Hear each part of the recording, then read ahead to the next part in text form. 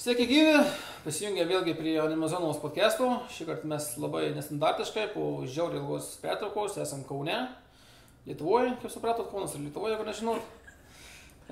Prieš akis metom Nemuną, aš sėdžiu su dviem žabiom Oni Chen ir Oni Sam. Tai aš esu Dekatana, Mindaugas, kitaip žinomas lietuviško vardu. Judita. Pababara ir Beglė. Tai buvo labai ilga pertrauka, taip, čia pagrindė buvo dėl mano kaltės. Nes turėjau problemų, kai kas mirė, paskui buvo šiaip problemų, reikalų. Ir Kababara pakibino mane šiek tiek Skype, nes sako, man reikia grįžti, nes čia nesąmonė gaunas. Tai grįžom dabartys. Taigi, podcast'o turinys ir formatas, ką galim pasakyti apie tai. Formatas šiuo metu kaip ir kol kas nesikeis, jis vis dar bus laisvas, kaip ir. Bet formuosimės į kažką tai labiau plastiškesnio. Kiek bus epizodų per mėnesį, tai šią situacijoje aš bent jau galvoju, kad bus mažiausiai vienas epizodas per mėnesį. Kababara turi kitų minčių, aišku. Man atrodo, optimalus variantas būtų kas 2 savaitės, nes tai yra toks, kad ir kaip žiūrovams ar ne fanams yra pakankamai dažnai, kad būtų verta sugrįžti ir kad vis liktų, nežinau, galvoje atminti ir taip toliau ir tiesiog, kad jaustųsi, kad kažkas vyksta. Ir ne per daug dažnai, kad mes pavargtumėm. Jo, viskas priklausys nuo to, kaip su temų pasiruošimais, tiek man, tiek kitiems, kaip su pačiu redagavimu gausis. Kiek žmonių dalyvaus? Jo, kiek žmonių dalyvaus? Dalis žmonių tai bus bent 1-2 mažiausiai pastoviai. Bet turint omeny, kad visiems mums yra kažkokios gyvenimiškos reikalai gyvenimiški, tiek darbas, tiek dar kažkas, tai aš dirbu 4 dienas, dirbu 4 laisvą. Tai per tas 4 galiu 1-2 dienas paaukot tokiam duram, garbingam, šventam reikalui. Jeigu tenka aukot pilnas 1-2 dienas, tai kiekvieną kartą neprisidės ir reiškia, kad mums reikia žmonių.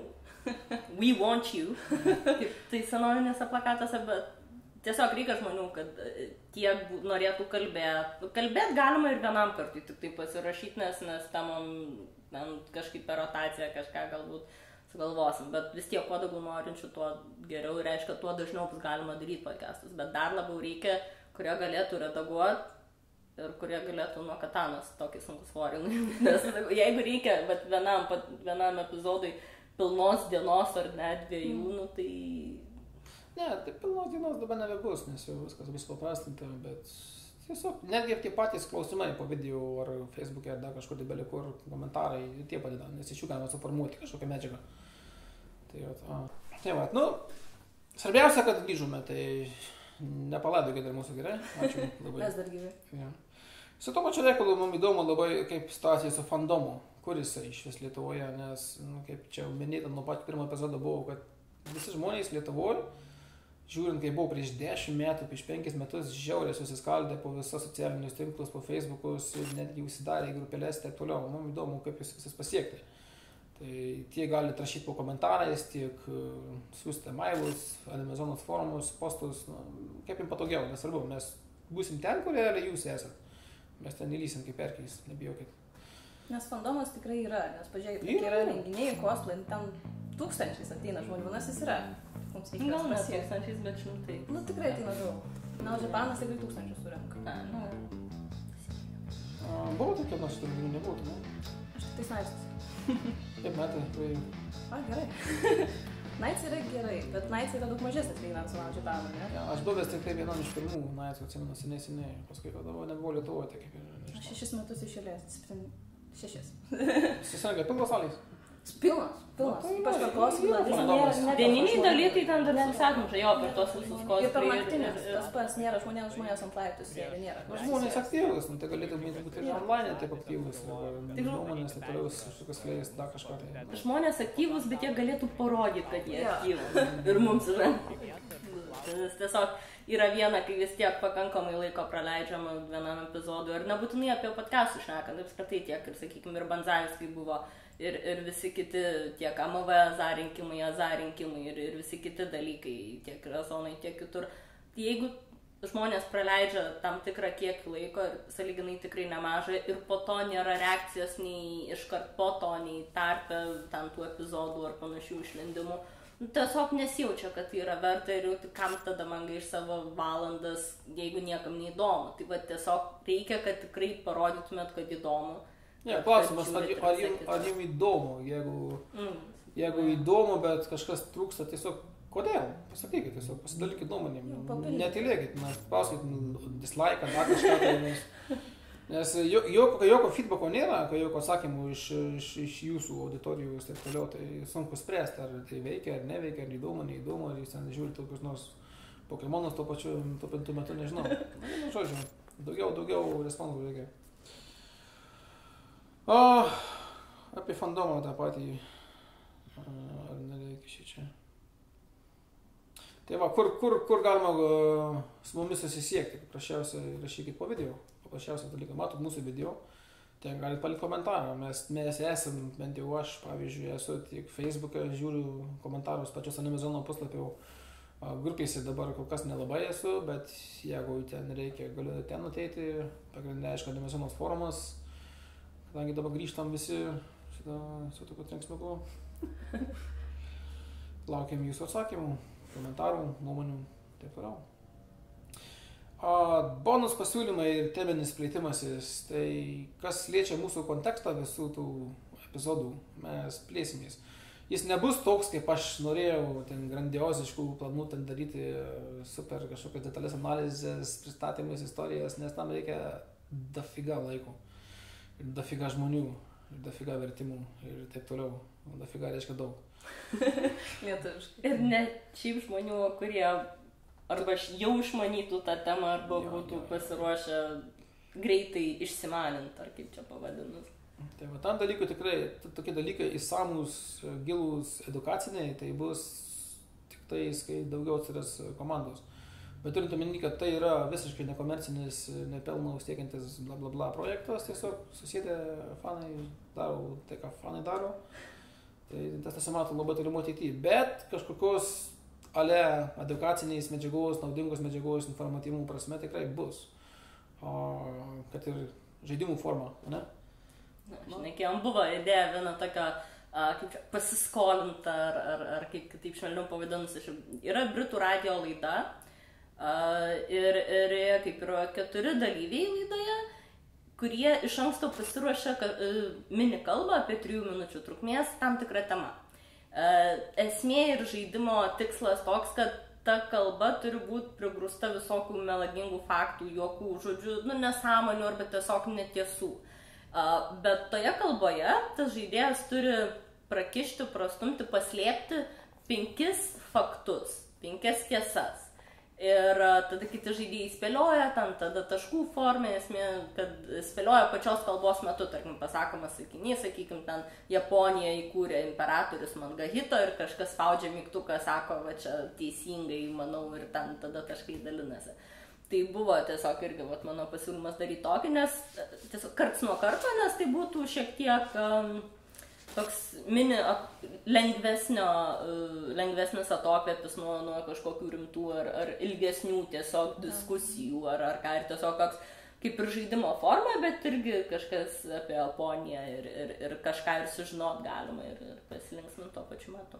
Ja, realiai matot nuorodą šiuo metu kažkokio arba po video arba pačiam video, tai pasižiūrėkit, kaip neatrodo tas dalykas, gana linksmas ir kažkaip galima adaptuoti visiems mūsų epizodom.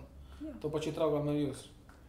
Jo, sakykime, jeigu streamą darytume, būtų noras streamą daryti, tai tiesiog galima komentaruose spėliojimus daryti. Tačiau galima būtų, sakykime, taisyklės pakeisti, redaguoti. Čia bet yra tie techniniai aspektai, kuriems reikia žinot, ko jūs norit, kas veiktų ir visą tą susiderinti.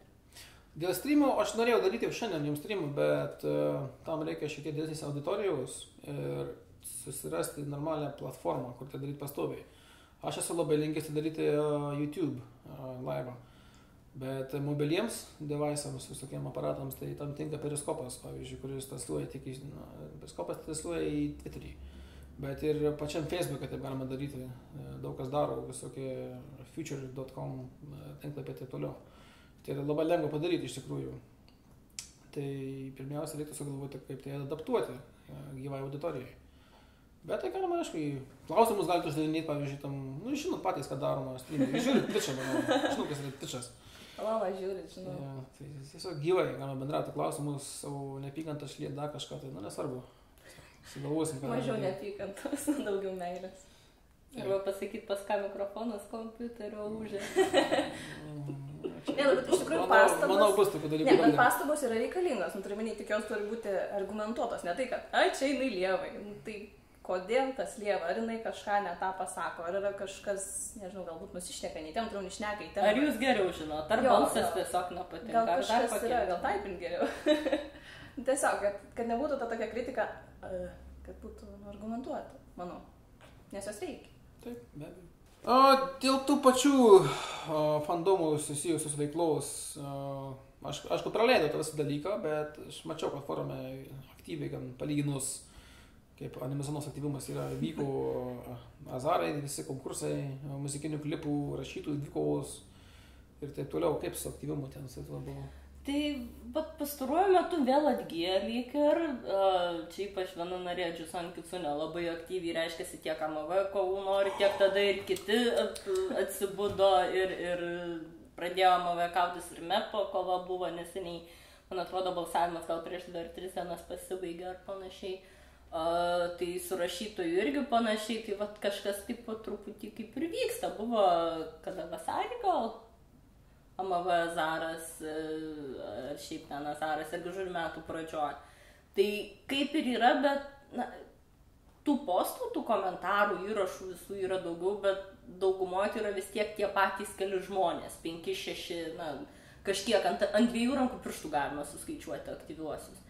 Tai vėlgi grįžtame prie to, kad reikia žmonių, kurie šiaip tiesiog ar paliktų daugiau negu vieną komentarą per savaitę, ar šiaip tiesiog būtų aktyvesni ir rodytų, kad tai jiems įdomu ir kad tai nori. Nes tiek su kovom, tiek kažkas užnorėjo, kažkas pradėjo, kažkas suaktyvino temą ar diskusiją, ar veiklą ir tada išlindo daugiau, kurie to irgi nori. Kaip, čia tą patį klausimą atsirėmėm, kaip jūs sudominti? Kodėl, pavyzdžiui, nėra tokio aktyvumo, populiarumo? Aš nežinau, kaip suformuoti šitą klausimą. Kaip jūs pasiekti, taip sakant. Nes, aš mačiau, irgi tenai buvo postinta tie video į Facebooką, Animazonos ir pačiam YouTube turėtų būti kažkaip aktyvuota, gal reikia kokio marketingo, aš nežinau. Taip pat reikalas su Banzai situacija ir aktyvumu. Kalbam apie tai? Čia aš kalta. Bandžiau aš tą Banzai, gaivinau, vėl numarinau ir vėl bandžiau gyventi, bet esmė vėl tam reikia žmonių. Tai pastaruoju metu buvo, kaip aš kaip ir pagrindinė redaktorė, ten kaip vyriausia redaktorė vadinausi, nes tai skaitas. Ir rašytoja buvo viena, buvo kita, buvo dar viena ir maketuota. Tai iš principo yra 2-3 žmonės rašantys straipsnius. Aš kartais tingėdavau, kartais tiesiog negalėdavau, ten mano gyvenime irgi visokio aktyvumo veiklų būdavo. Tai jeigu būtų tikrai komanda, kuri pastoviai, sakykime, 6-7 žmonės, kurie parašytų po straipsnį 3, sakykime, puslapių ar 2 puslapių per mėnesį kažkokią temą ir būtų 6-7 žmonės, kurie kas mėnesį po vieną tokį straipsnį parašytų, tai tiesiog taip jaustųsi ir tada būtų kas mane pastoviai baksnotų ir sakytų, klausyk žmogau, tai mes darom ar nedarom, mes tai darom ir tu daryk. Tai to irgi reikia. Bet aš dėl to pastovumo nebūtų. Jeigu, sakykime, žmogus kažko duomenys ir jis gali vieną straipsnį parašyti, kodėl ne, tegu prisijungi, vienas straipsnis, vienas žmogus, kitas straipsnis, kitas žmogus. Taip, bet tiesiog pavieniai straipsniai irgi būtų laukiami, bet tiesiog reikia, kad straipsnių plaukimas pastovus būtų. Gal labiau taip reiktų. Turime, jeigu turit kažką, tai nesibaimykit. Yra toks dalykas, jeigu kažko duomenės tik tais vienu, tai galima, aišku, vieną tą straipsnį. Bet esmė, kad reikia, kad jų būtų, kad būtų aktyvumo, nes tiesiog sakau su aktyvumu ir aš ten irgi kartais pritingiu, bet tiesiog jeigu yra žmonių, kurie to nori daryti, jie natūraliai mane baksnos ir sakys, ir kodėl tu tingi, kodėl tu nedarai ir aš tada prisiversiu daryti, nes dabar kai yra 2-3 žmonės ir tada, tiesiog. Kolosalus darbas tokiem dalykam eina, tai čia faktas, kad gratas.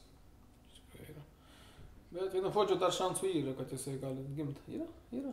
Nu, jeigu bus komandos, tai galima vėl gyventi antrąjį kartą. Gerai, prie Vanzajos kaip ir baigėm, viskas aišku, gaivinsim, bandysim kažką daryti. Ar netrūksta mums konkursų daugiau? Kol žmonių trūksta, tų konkursų nelabai. Va, pirmiausia turi būti žmonės tų konkursų, nu. Jeigu galima, visokiausių. Ir ne tik kovos, ta prasme, turim rašytojų, turim MV kūrėjų, turim šiaip piešėjų, kas nu, to laisvalaikį užsiema, tai ten tie konkursėliai, turnyrai galima ir be jokių prizų, tiesiog šiaip savo dėl smagumo, bet reikia, kad juose kažkas dalyvauja. Aš tą piniginį prizą kaip padariau, galvoju, kad ten bus aktyvins kažką, bet žiūrėjau, net pinigai nesidomina žmonės. Ten 5 buvo gal žmonės. Buvo, bet aš dar ir fantastų formą esu postinau. Ir laimėjau tas fantastas, kiek atsimenu pirmą vietą, tai Gabrielius, pažįstama tai netgi mano. Bet jis parašė, jis jau daug rašo, jis šiaip žurnalistas yra, jis apie paranormalius reiškinius kažkokias narašinėja dalykus, tai jeigu matai manęs, tai... Neprisimenu, 4-5 ten mūsų dalyvavo. Foxas. Jo, žinau, bet mūsų 4-5 maždaug dalyvavo. Aš tikrai tikėjausi, kad bus daug. Jo, aš irgi kažkaip tikėjausi, dar netgi papostinau fantastų forume, dar gavau velnių gavau, ką tu čia darai, sąmonės kažkokios tam reikia. Kiši kažką, na to... Dar paveiksliuką įdėjau, čia paveiksliuką turiu leidimą, tai jeigu čia iš karto toksai heitas, tai aš gal net nežinau. Ne tai, kad heitas, bet tiesiog apribojimai. Lietuviai yra tokia tauta, kad mėgsta zirsti, nekėsti visko, kas aplink. O kuri tauta nemėgsta zirsti? Ypač po šiandieninių situacijų su Anglija, tai aš jau irgi... Na, bet čia jau ne apie Angliją. Čia labiau hentajus gaunasi. Tai vat. Konkursų norit? Reikšitės, bus konkursų ir bus ir prizų, bus ir taip toliau. Aš vienas iš tų dalykų dabar, kur pagalvojau, atvažiavęs į Lietuvą keliom savaitėm, gal nuo kitų metų arba kitais metais, kodėlgi nepadarius kokios stovyklos su Anime Zonos podcast'ą, ten pasikvietus aktyviausius žmogeliukus, taip toliau. Vėl grįžtama prie to, kad reikia žmonių, nes jeigu tai 4-5 žmonės, nu tai... O kodėl nesinamavo sodybėlę kokią nors, pažaidus kokį nors beisbolą su... Stalo tenisą. Nu, belia ką, pirti į šašlykai, Vienas šašlykai tai verta. Tai kamon, jeigu jau animešti... Pasirtume mūsų operatorių. Su wasabinį. Tai jeigu jau animešti, tai gal jau sušių kokius darom, arba ramenų, udon kokius. O kas moka daryti sušius? Moka kas Kas nemoka? Galim padaryti tokią eksperimentinę laboratoriją su sprogimo atsparėje patalpą. Ramenus daryti moku, tikrai sušius daryti moku. Tempurą sudaryti kažkada, nigirius kažkada dar. Sužadu. Kuo aš galėčiau pasirūpinti vietą ir kokios projektorium ir garso sistemą. Žaidimus irgi rastume, ką nors. Visą kitą. Jo, PlayStation'u galima būtų suvežti kokį nors Xbox. Guitar Hero. Kas žaidė? Aš ten stalo žaidimų krūvas. Ten dainuot nereikia, tiesiog groji. Stalo žaidimų. Kitam su kambarėlį, kokiem nors hentajams. Kas nori pepinti? Visi ratus susėdė, galėtų tenais žiūrėti. Gal biškiau, pardon. Čia Eglė galės tame nedalyvauti, tada sušis darys mes. Stalo žaidimas. Čia mes. Aš tai ką tik tai sakau, kad aš alkoholį, tai pavyzdžiui, žiauriai ribočiau, nes lietuviai, jūs esate, nemokat jūs gerat. Tiek aš pas save dariau mytus, irgi atsimenu, tai buvo žiauriai, dar iki šiol prisimenu mytą savo, pas mane, kur buvo, mama buvo pakraupus, pasišiaušus, ten galvoju, kad ten policija ties pas mus, bet buvo labai linksma, iš tikrųjų, tvarkingai buvo palyginus, nes kad nereikia... Kas dėl alkoholio šnekant, tai reikia turėti omeny, kad... Reikia tai smegenų jie gerti. Pilnamečių gali būti. Jo, tai pilnamečiai jūs gertis sultis. Pilnamečiai irgi sultis gali gerti. Elmenhorst ir sultis savo gersit, ten jokio alaus nebus. Ryžio alus, skanus, silpnas. Aš nesuprantu iš tikrųjų žmonių šventimą be alkoholio, nesugeba nieks darytų. Nesąmonė yra. Aš visada švenčiu, aš nevykėlius. Su tas čia turbūt Eglė patvykilis, pas mane niekada nėra alkoholio, bet mes labai smagiai visada praleidžiam laiką. Bet iš tikrųjų čia nauja mada, tai jau kas nors prisidėjo. Nauja mada, kad kiti galvotų, kad jūs girti, kai iš tikrųjų jūs blaivus. Tai va taip reikia linksmintis. Jokių narkotikų taip pat, nieko negalvokit, kad čia įsisuksit. Tikrins. Jeigu norit stovyklos, jeigu norit kokio nors tokio, galima netgi realiai išsinuomoti vietą, kaip tas anime info. Renginys didysis Lietuvos anime. Now Japan? Yeah, Now Japan, kaip aš nušau, kad tą daryti. Galima netgi ten padaryti tokį mažą podimuką, iš anksto įsinuomavus. pasiplanavus, nes man, pavyzdžiui, reikia atostogų pasimti, reikia atvažiuoti čia. Bet kodėl ne? Tik nieko sunkus asdės dalykas. Pasimė stalą, pasimė diktofoną ir bla bla bla su visais. Labą dieną, ranką paspaudė, fotografas duodė, nes žvaigždės mes. Arba šiaip pat variantas, čia debutinį Naujo Japanas ar kitokį renginį tada, ar ne, jeigu, sakykime, darom tos podcastus normaliai, žurnalistas į vietą. Reportažas, video, po to savaitgalio, po renginio. So. Aš nežinau, tam tinkamas būčiau, nes aš esu labai jautrus sielos žmogus, man sunkus. Ne, nu tai... Nereikia visur pačiam lyst. Įrangą kaip ir tam dalykų turim jau. Stovi prieš mus. Jeigu garsas bus nekokybiškas, žinokit, tai čia jisai iš tik vakar įgavo. Šiaip, apskritai, kiek žinau, negi tenai būna kažkada Liepą ar Rugpjūtį pastoviai vasarą. Jau buvo. Nes mačiau nuotraukas, tikrai buvo. Ten kas tada Amino Suna, ar... Nu, žodžiu, kažkokia vis tiek vasarą dar kažkas bus, man atrodo. Tai kas nori apsiim, taigi susisiek ten, nu, tą... Nežinau, kaip aparatūra perduoti. Aš galiu pasakyti tokį dalyką, kaip stimulą. O jums, jeigu jūs norit užsimti tokiais reportažais, neturit pinigų, jums nebūtina pirkti tokį dalyką, jeigu norit prisidėti, jeigu norit čia daryti. Jūs galite įsinuomoti. Per dalinuosi.lt, pavyzdžiui, tokie diktofonai kainuoja įsinuomoti vienai dienai 3 eurai. 5 eurai. Ten zoomai, kai kainuojas dar kažkas, tai tikrai reikia užsidėti tą kailį ar dar kažką. Ten duoda dažniausiai. Jūs galite pavaikščioti ir jūs susidėti. Galite netgi GoPro kamerą įsinuomoti. Užsidėti ant galvos, ant krūtinės. Jis kainuoja irgi 4-5 eurai Vilniuje įsinuomoti. Ant krūtinės. Ir tai bus kaifas jums, kaifas mums, kaifas visiems. Kaifas ant krūtinės. Ten, ką žiūrėjau per TV3, aš tas reportažai ten įsityčioju tenais iš tų daugiau. Ne, nu tai mums televizinės kokybės, juk nereikia.